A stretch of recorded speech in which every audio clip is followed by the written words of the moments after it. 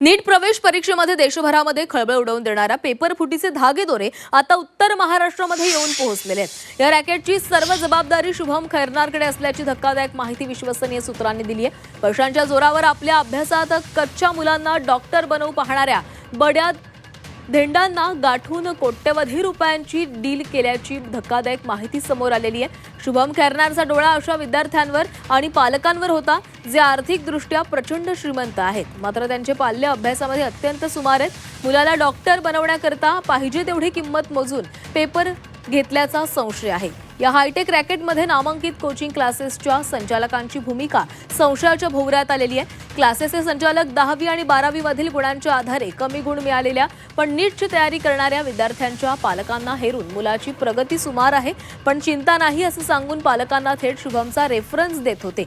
याआड मोठ्या कमिशनच्या टक्केवारीचा संशय व्यक्त केला जातोय, त्यासाठी विविध बँक खात्यांचीही तपासणी केली जाते।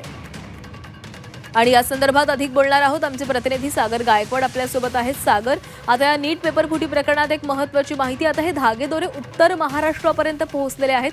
कशा पद्धतीने शुभम हे रॅकेट चालवत होता, शुभमवर काय जबाबदारी होती, या संदर्भातली माहिती समोर आलेली आहे। नक्कीच या जर आता बघितलं या प्रकरणात आता वेगवेगळ्या नवीन माहिती पोलीस तपासात समोर येताना पाहायला मिळते।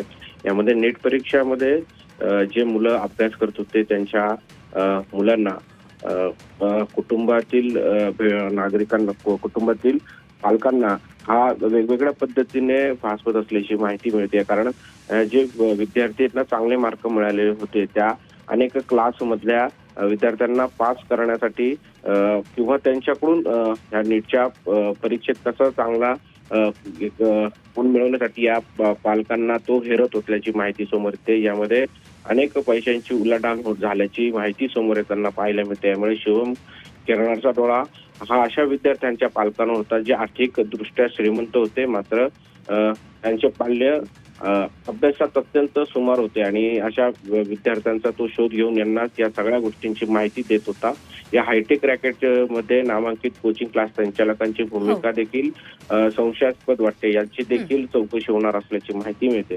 क्लासेसचे संचालक 10वी 12वी मधील गुणांच्या आधारे नक्कीच सागर, तर आता शुभमची चौकशी देखील कसून केली जाते। या संदर्भात यामध्ये आणखी काय महत्त्वाचे धागेदोरे हाती लागतात याकडे लक्ष असेल। धन्यवाद दिलेल्या माहितीसाठी।